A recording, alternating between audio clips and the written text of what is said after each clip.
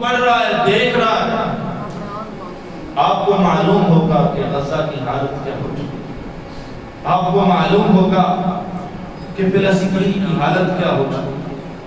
باقاعدہ طور پر ٹرمپ نے اعلان کر دیا کہ غزہ کے اوپر ہم قبضہ کریں گے، وہ ہماری ملکیت ہوگی، ہم وہاں پر نئی آبادیاں جو ہے وہ قائم کریں گے، غزہ کے لوگوں کو یہاں سے نکال دیں۔ اللہ، یہ بھی وقت آنا تھا میرے بھائی کہ مسلمان سارے کے سارے اسلامی ممالک ایسے بیٹھے ہیں جیسے بلی کو دیکھ کر کبوتر آنکھیں بند کر لیتے ہیں، ایسے ہم بیٹھے ہیں۔ یہ ہماری حالت ہے میرے بھائیوں، ہماری کیفیت یہ ہے کہ ہم اللہ کی جہاد کے لیے، اللہ کے احکام کے لیے، اللہ کی راہ میں لڑنے کے لیے تیار نہیں ہیں۔ ہمارے دل میں خیال پیدا نہیں ہوتا۔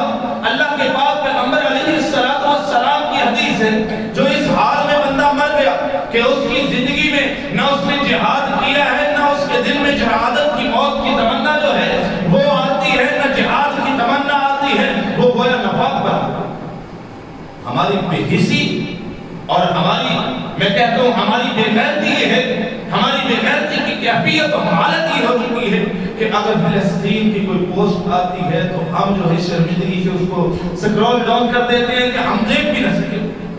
یہ ہماری کیفیت ہو چکی، یہ ہماری حالت ہو چکی۔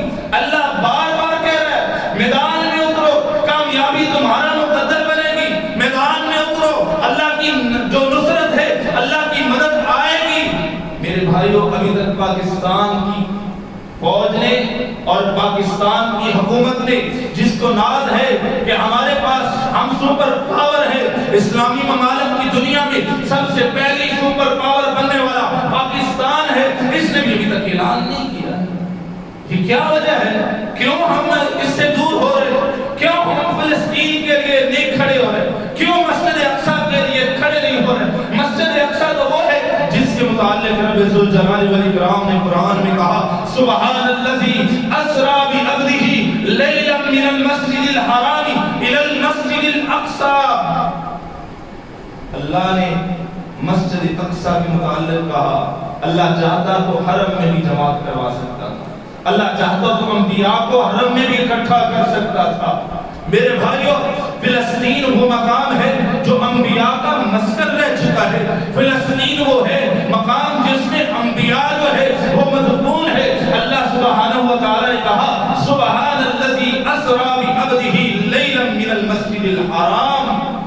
اللہ نے اپنے بندے کو سیر کروائی، سبحان الذی بابرکت ہے، پاک ہے، سبحان الذی اسری بعبدہ، وہ ذات بابرکت ہے، وہ ذات پاک ہے جس نے اپنے بندے کو سیر کروائی مسجد حرام سے لے کر کے مسجد اقصی تک۔ مسجد اقصی کی خوبی کیا ہے؟ بارکنا حولہ، اللہ، اس کی خصلت کیا ہے، خوبی کیا ہے کہ ہم نے اس کے گرد و نواح چار چفیرے جو ہے وہ اللہ نے کہا ہم نے برکتیں نازل کر دی۔ جو برکت والی جگہ ہوگا میرے بھائیو، ہمارا قبلہ ہے اور اللہ کے پاک پیغمبر علیہ السلام نے کہا کہ کہیں بھی عبادت کی غرض سے کجاوے نہ کسے جائیں، تیاری نہ کی جائے، ساز و سامان کا اہتمام نہ کیا جائے، مگر تین مقامات کے اوپر اللہ کے پاک پیغمبر نے فرمایا مسجد نبوی ہے، مسجد حرام بیت اللہ ہے، اور اس کے ساتھ ساتھ اللہ کے پاک پیغمبر نے فرمایا مسجد اقصی ہے۔ ان تمام تین مقامات کے علاوہ عبادت کی غرض سے کہیں بھی کجاوے نہ کسے جائے، تیاری نہ کی۔ وہی مسجد اقصی ہے جو آج رو رو کر کے ہمیں پکار رہی ہے، امت مسلمہ کو پکار رہی ہے، جو قبلہ اول ہے ہمارا، وہی ہمیں پکار کر کے بلا کر کے کہہ رہی ہے کہ آج جو ہے مسجد اقصی کے رہنے والے، فلسطین کے رہنے والوں کی ماؤں کی، بہنوں کی، بیٹیوں کی عزتوں کو پامال کیا جا رہا ہے، بچوں کو شہید کیا جا رہا ہے، بڑوں کو شہید کیا جا رہا ہے، بے ساز و سامان ہے، کوئی ان کے پاس اتنا سامان بھی نہیں ہے، پھر بھی ڈٹ کر کے کھڑے ہیں، لیکن ایک طرف سپر پاوریں ہیں، یہ بھی آرام سے سکون کی نیند سو رہے۔ اللہ اکبر کبیر۔ اللہ سبحانہ و تعالی قرآن مجید فرقان حمید میں کہتے ہیں ام حسبتم ان تدخلوا الجنۃ ولما یأتکم، کیا تم یہ گمان کر بیٹھے